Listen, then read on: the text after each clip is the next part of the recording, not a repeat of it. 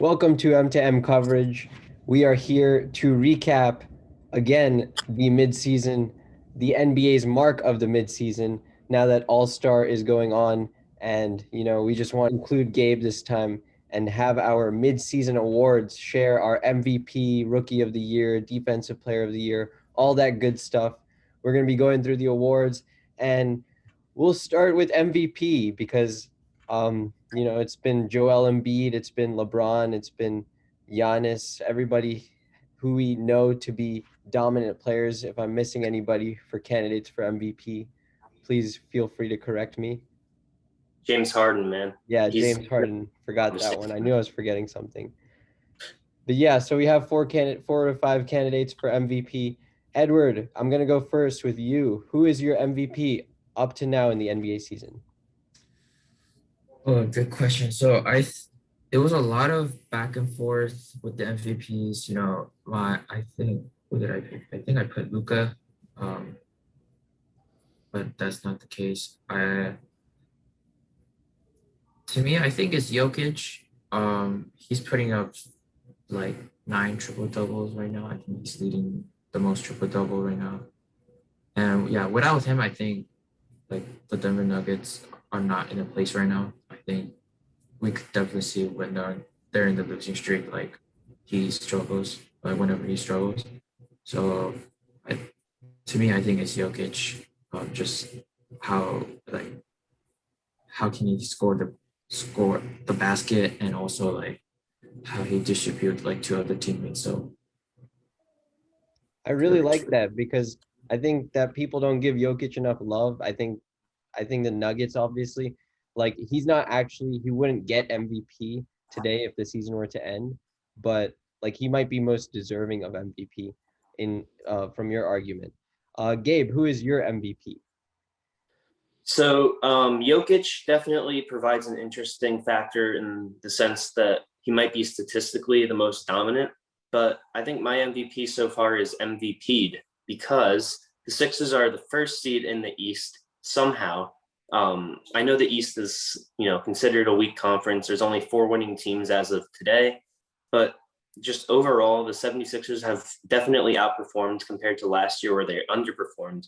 And that's a huge reason is because Embiid went from 22 and 12 to 29 and 14, and he's carrying the Sixers, him and Ben Simmons, to the one seed and Tobias Harris. But without him, I mean, we've seen in the past that they are a losing team without him. So there's a lot of great candidates. Anything could happen in the next 20, 30 games, but right now it's got to be MVP'd. Yeah, I'll agree with you there. I think James Harden is right there. Like this is Embiid, this is James Yep. Harden. I think James Harden, just because he had a little less time in Brooklyn, is like just creeping up.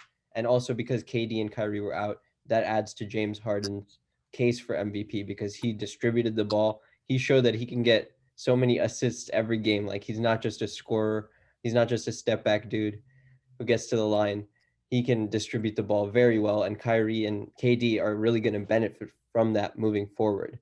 All right, next award, Defensive Player of the Year. I haven't been paying attention to too much defense because it feels like the league is moving towards more offense. But Edward, do you have a player in mind who could be your Defensive Player of the Year? um, that's a great question. Yeah. Um, if one player stuck out to me, I think it's Ben Simmons. His steal number and just his contribution on his defensive side, I think is very underrated. Uh, because he could play as a guard, he could play as a forward. Like his size, just he could guard anyone. So and also like he's getting a lot of steals. So I'll pick Ben Simmons. Good argument there. I don't have many defensive players in mind either, but I think Ben Simmons is a safe bet. Gabe, who is your Defensive Player of the Year? Yeah, I'm going to agree with Edward on this, and I'm going to stay with the 76ers. It's got to be Ben Simmons. Rudy Gobert is another good candidate just because of what the Jazz have been doing all year long, offensively and defensively, definitely overperforming. But like I said before, the Sixers have too.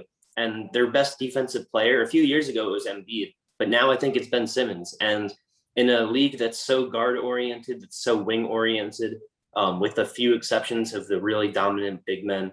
I think Ben Simmons is the guy. He's got the length. He can steal the ball. He can stop the shot from going in.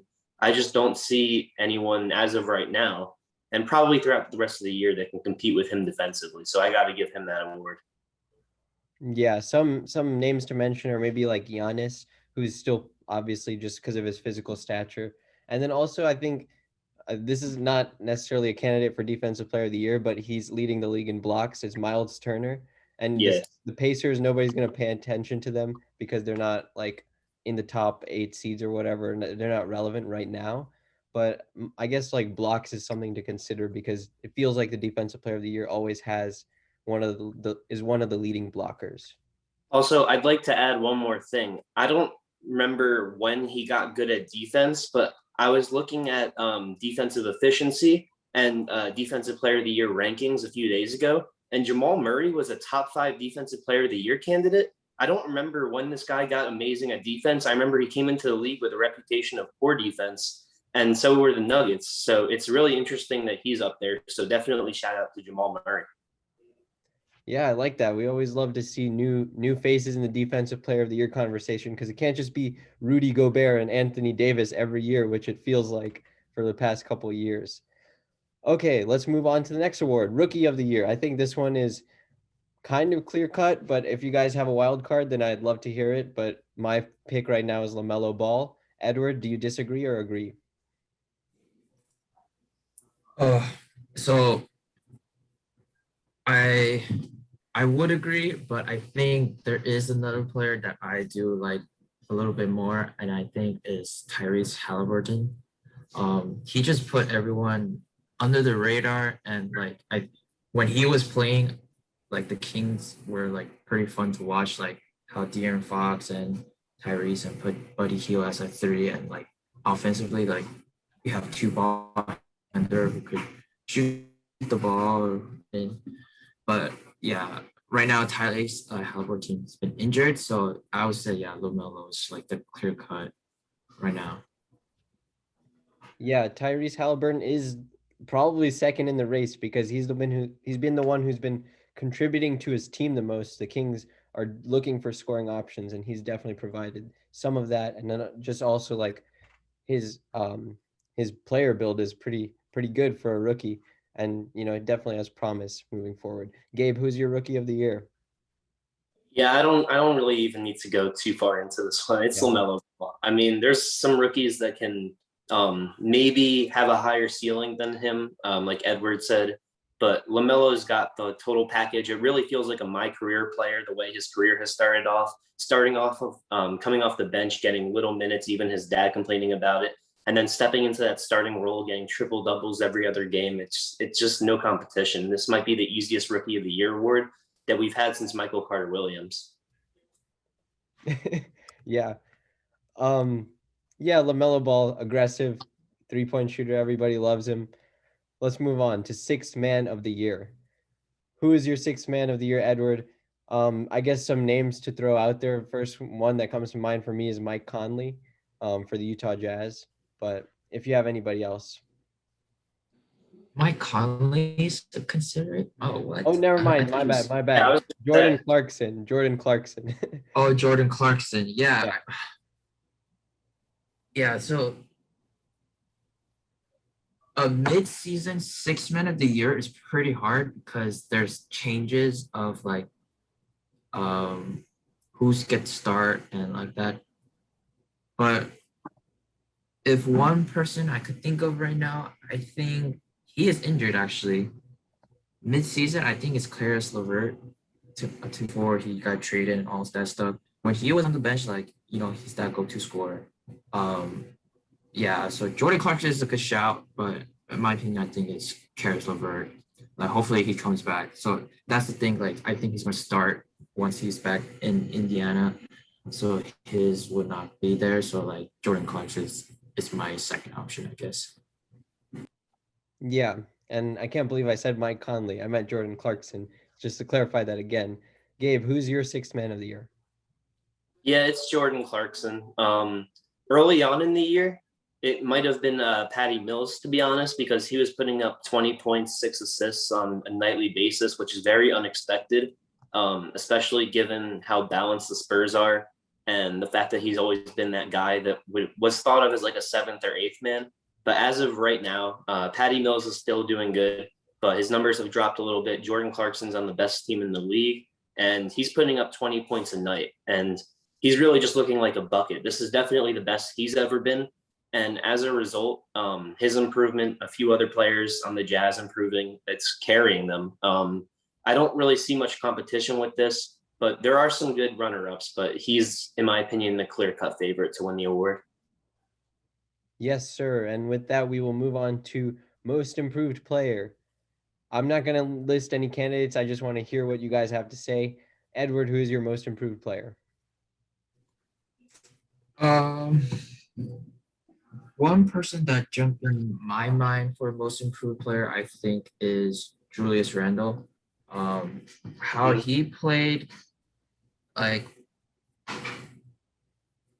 he was in the Lakers. I had some seen him play, and I was like, okay, he's going to be that 20 point, 10 rebound guy once he gets going. And finally, I think I can't think of that many other players. I mean, because right now I'm like Julius Randle is leading the Knicks to the 5th seed right now, so that's why like immediately he pops in my mind. Okay, so Julius Randle is Edward's pick. Gabe, who is your pick for most improved player? See this logo? Yes, we see the Knicks. Yes. Julius Randle. I agree with Edward on this. He has been absolutely killing it. The way he's been playing this year is how I expected him to play last year. Unfortunately, that didn't happen.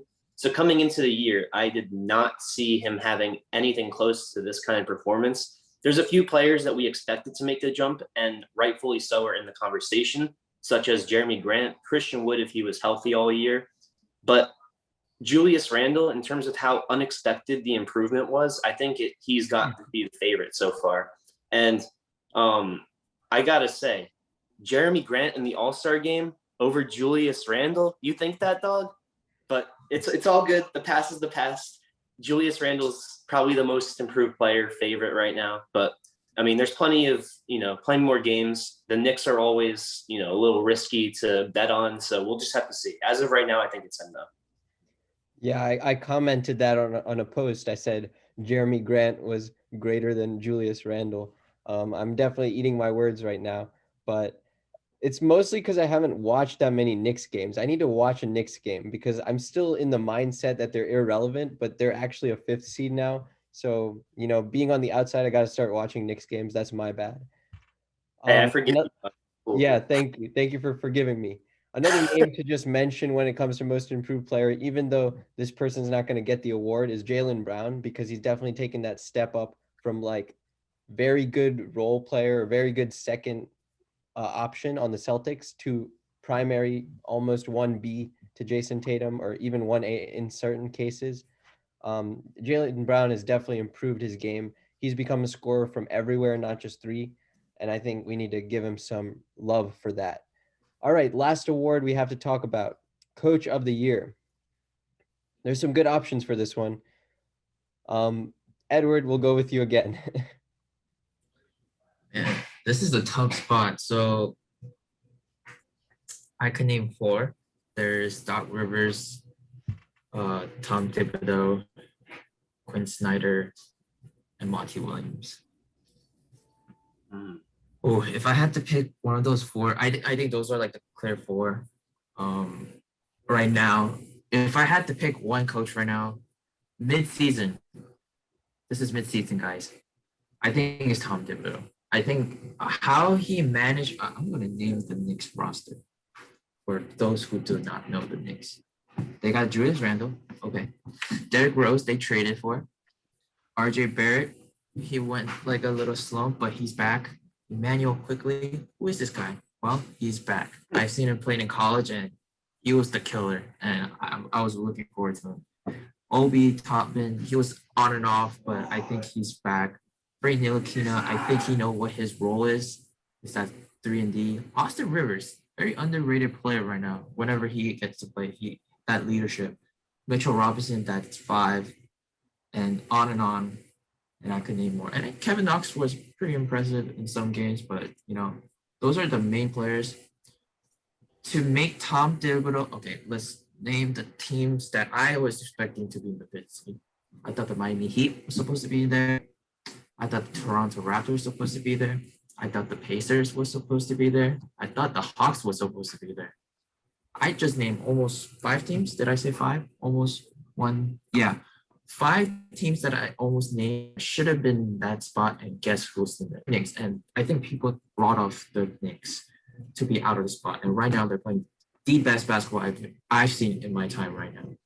Maybe ever since like Carmelo. I think that was the last time I saw the Knicks to being relevant. But hey, shout out, put the Knicks back to their respect, New York. So that's my pick, Tom Thibodeau. Yeah, you make a very good argument for the Knicks. I think Tom Thibodeau definitely has shown some great coaching in the latter stages of his coaching career. After he was in Minnesota and he was in Chicago, I think he's taking a team that's not as talented as you would expect compared to the other teams in the East that you're like expecting the talent to produce. But in this case, the Knicks don't have that much talent, and he's still making them a very good team. Something like what Popovich seems to do every year in San Antonio. But the other options are great too. Gabe, who is your coach of the year? Edward, I'm really happy that you mentioned Monty Williams because we don't give the Suns any credit. I don't think we've talked about the Suns once since we've started doing M2M segments, every month or so, every couple of weeks. So, wow, let's talk about the Suns. Devin Booker, he's basically been the same player these past 2-3 years. I don't think he's taken any dramatic jumps. DeAndre Ayton's a solid player, but Monty Williams is really carrying that team in his aspects of coaching. Chris Paul, too, you could think of him as almost a second coach on the court. But I think that might be the second or third candidate in Coach of the Year. As much as I want to give it to Tom Thibodeau because of all the points you guys brought up, I think it's Quinn Snyder right now. And that sounds like a broken record because we've been talking about the Jazz this entire time. So I don't really need to run through every point I've already made, but the Jazz are the best team in the league. And you got to figure a majority of that, not a majority, but a good amount of that has to be due to the coaching. They have the same exact roster pretty much as last year with the addition of Derek Favors and subtraction of Ed Davis, what a big change. So you really got to credit Quinn Snyder if you can't credit anybody else. Yeah, just most consistent team in the NBA. We've said it week after week in our recaps. Shout out to the Jazz, but my coach of the year is still going to be Monty Williams so far in the season. I just think that the Suns are like up and coming. The Suns are there. They just passed the Lakers as the second seed. And Chris Paul and Devin Booker, obviously they're stars and you mentioned them, but I think DeAndre Ayton is like a solid big man. And he wasn't that before last year. He started doing that maybe in the bubble when the Suns won every single game and still didn't make the playoffs. But DeAndre Ayton can be a third part of a big three. And then, they have Jay Crowder, 3-and-D guy, Dario Saric, very good shooter. Mikal Bridges. Yeah, he's the other guy who's a proven scorer. And I really like the Suns team, and they have a sort of swagger to them, probably thanks to Monty Williams. Yeah, so that'll wrap up our Coach of the Year. If you like this video, please consider subscribing to our channel, the M2M Network, for more sports and entertainment content.